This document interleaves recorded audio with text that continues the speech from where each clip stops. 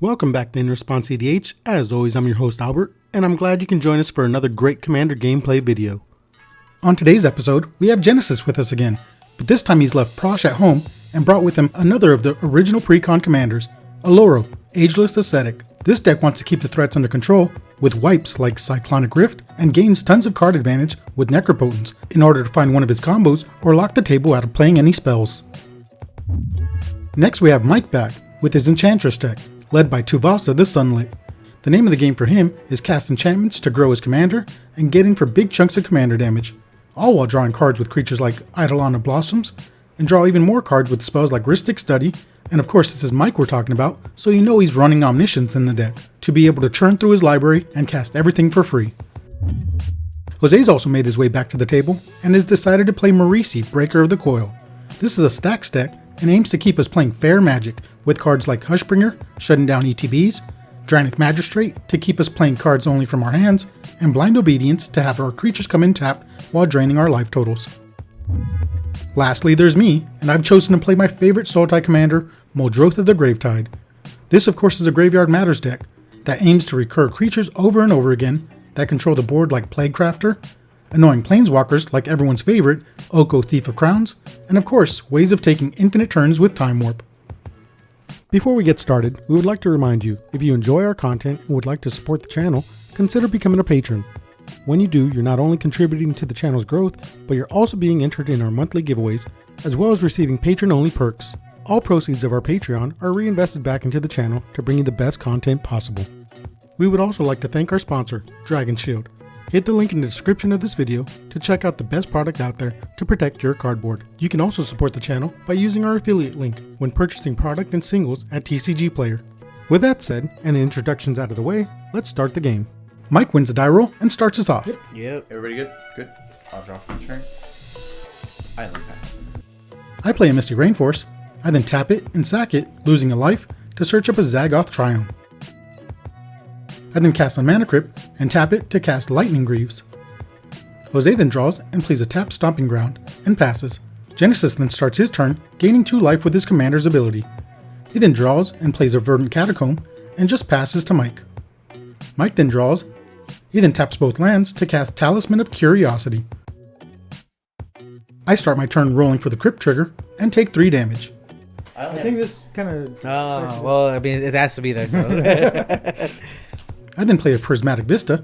I then choose to pay a life and sack it to search up a swamp. Genesis also takes 1 and cracks his fetch and searches up a tapped Watery Grave to the field. I then tap out and cast Ashiok Dreamrender. I activate it and choose Jose to mill 4 cards. Well, I'll choose Jose for the... Mill 4? Yeah. Path Exile, Jode Ranger, Banishing Light, and Hushbringer. Is it 5? Jose then draws for turn and plays a Bountiful Promenade. He can't do anything and just passes. Genesis again gains 2 more life with Oloro. He then drops a Reflecting Pool on the field and passes. Mike plays a forest as his land for turn. He then taps all his lands to cast his commander, Tuvasa the Sunlit. I again roll for the Crypt trigger and take another 3 damage. I then draw for turn and miss a land drop, but tap out to cast Solemn Simulacrum. When it enters, I go searching for a forest that enters the field tapped. After that, I move my Greaves over to the Sad Robot and just swing at Genesis for 2 damage since he's been gaining life. I then activate Ashiok and mill the top 4 from Mike's deck. 1, 2, 3, 4. Oh, I got off easy. After that, I just pass to Jose. Jose just plays a Spire Garden and tells us he has nothing but ramp spells he can't use thanks to Ashiok's static ability. Genesis gains 2 more life to start his turn and plays a Forbidden Orchard. He then taps all 3 lands. Tapping 3 black for Necropotence. Necropotence. Saw it coming from a mile away. He then goes to his end step and pays 10 life to draw 10 cards. He then goes to his discard and sculpts his hand down to 7 cards. Cool. Let me see what's in that graveyard. Just because he said it was force so tough.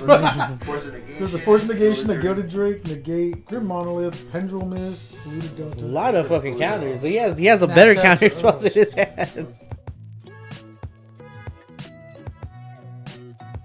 Mike draws for turn and puts down another plains. He pays 1 life to tap the talisman for blue mana and 3 more to cast Teferi's Ageless Insight. Since this is the first enchantment spell this turn, Tuvasa allows him to draw a card.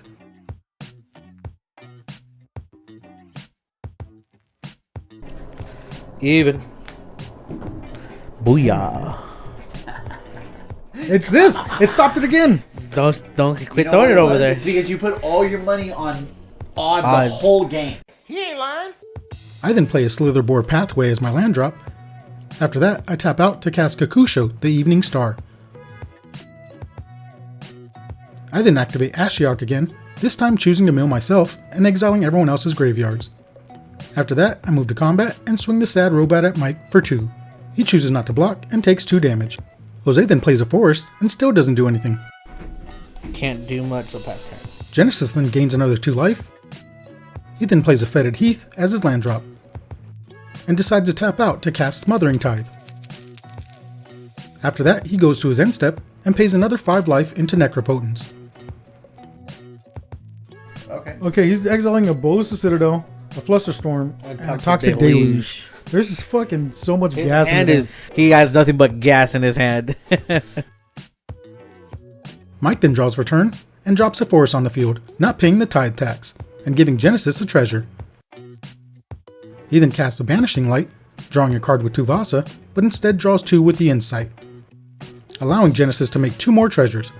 Mike targets the Smothering Tithe with the Banishing Light, but Genesis counters it with Mana Drain.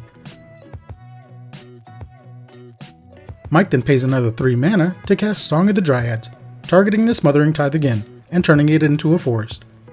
He then moves to combat and swings his Tuvasa at Genesis for 3 commander damage. Genesis then remembers to give someone a spirit from the Forbidden Orchard, and chooses to give another spirit to Jose. I finally win a Mana Crypt trigger and draw for turn. I find a Phyrexian Tower and play it as my land drop. I then move to combat and swing Kakusho at Genesis, and the Solemn at Jose. After combat, I use my tower to sack Kakusho for 2 black mana, and each opponent takes 5 damage, and I gain 15.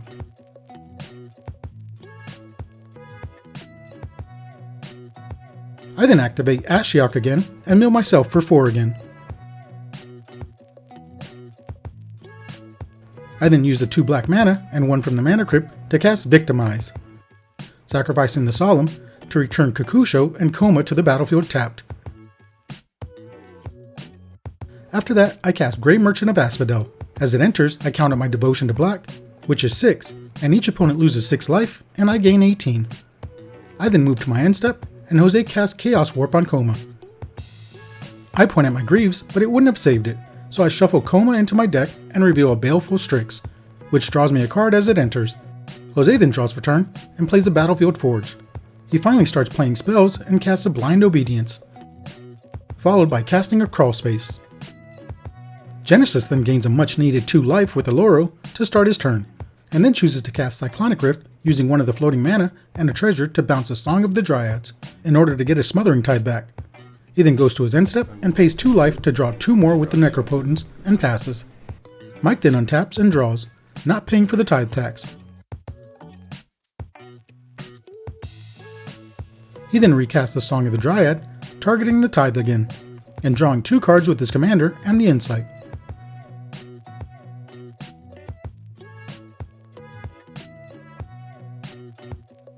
Genesis responds with casting Mystic Confluence, choosing the mode to counter it twice and draw a card. The enchantment gets countered, and Mike follows that up by casting Eidolon of Blossoms.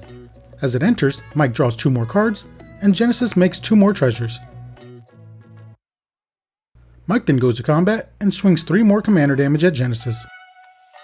We then realize that his treasures would have came in tapped thanks to Blind Obedience, and Genesis corrects it by tapping his 4 lands, and using the 1 treasure he had untapped at the beginning of the turn. I'm back to my old habits of losing 3 to my Mana Crypt and drawing a card, not paying for the tithe tax, and letting Genesis make another tapped treasure. I then activate Ashiok and mill myself again, and exile all graveyards again. After that, I tap 6 mana to cast my commander, Muldrotha the Gravetide. I then play a Verdant Catacombs for my graveyard. Move to combat. Alright. We'll swing 3 this way, 5 this way. And then second main phase, I'm going to sack it. So everyone's going to lose 5. No, don't do it. Don't do it. Have anything for it? No, not an instant speed. GG's, guys. And I'll go up to It's a rough 74. night, man. Yeah, man, super rough. I blame them.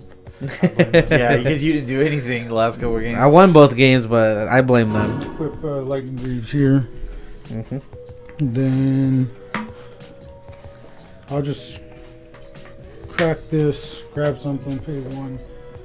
That's right. You can't get them easy, right? You gotta earn it. Like, it feels way better after you have to come a few times, lose, and then finally get one. Yeah, that's what I'm going for. I'm trying to lose like 8 in a row. On that 9th game, oh boy, you better watch out that night. I want to be here for his 9th game. I then shock in a breeding pool and pass the turn back to Jose. Jose then untaps and draws, and finally casts his commander, Marisi, Breaker of the Coil.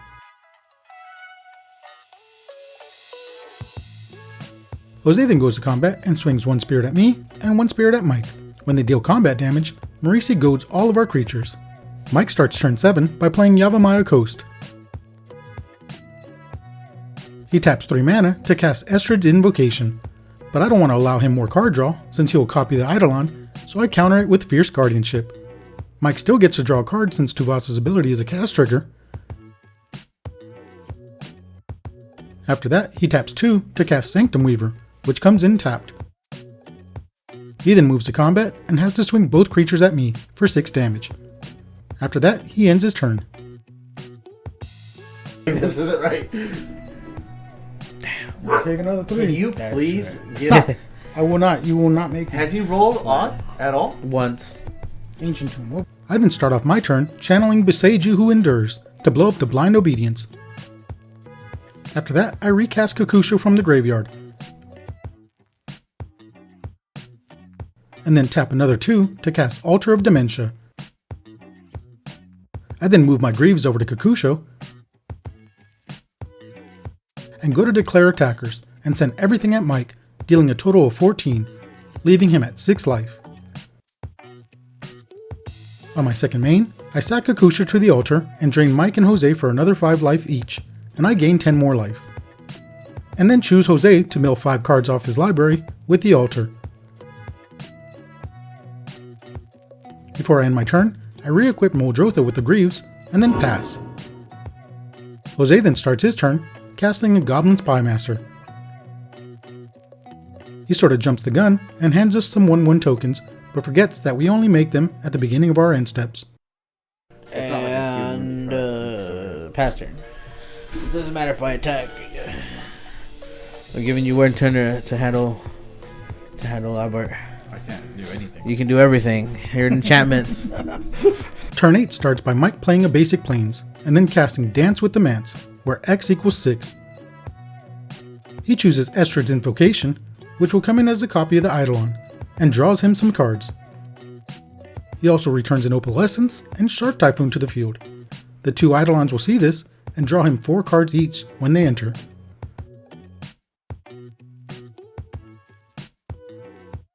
After all that, Mike taps his Sanctum Weaver to add 6 white mana to his mana pool. He then uses 3 of it to cast Idyllic Tutor, to go search up another enchantment, and decides on a moat, which he then casts. This will trigger his commander, which allows him to draw another 6 cards. After that, he ends his turn and discards down to 7. I then start my turn and finally win another Crypt trigger, and draw for turn. Mike does remember to make his shark tokens since he casts 2 non-creature spells, and I tap another 6 mana and taking 2 from the Ancient Tomb to once again recast Kakusho.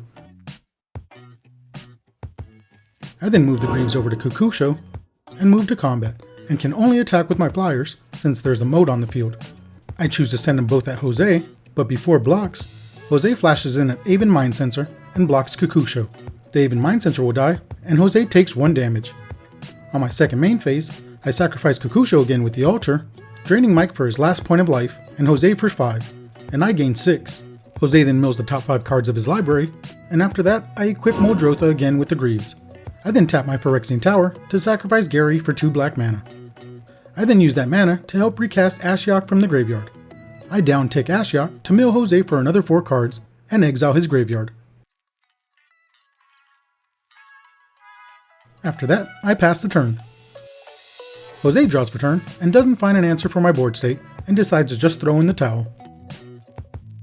Well, what a great way to start off the year, with me getting another dub this season. This was a great showing for Muldrotha, and the first time I've ever won by draining the table with Kukusho. This commander has a place on my personal top 5 favorites to play, so you will definitely be seeing more of her on the channel.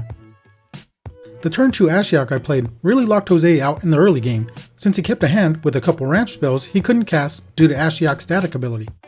Jose did win both games before this one, so it did feel pretty good to get some revenge. Genesis got a ton of value from the Necropotence, but might have gotten a little too greedy with his life total. He had some answers in hand that last turn, but didn't account for the blind obedience, making his treasures come in tapped, which stopped him from being able to save himself. This was his first time playing in almost 2 years, so he may have been a little bit rusty, but hopefully it doesn't take him 8 losses in a row before he gets his first win. Mike's deck was doing its thing. He drew tons of cards, played a ton of enchantments, and amassed a huge board, since all his enchantments were now creatures. But again, Kukusho was able to drain him out of the game before he was able to go on the offensive. I'm just glad he didn't have enough mana that last turn to search up an Omniscience and just spill everything in his deck onto the field. If you enjoyed this game, consider stopping by our Twitch streams for Salty Tier Tuesdays every Tuesday at 6 PM Pacific Standard Time, and Fridays at 7 Pacific Standard Time for live Commander action. Make sure to like the video and leave a comment, and if you aren't already subscribed, hit the subscribe button.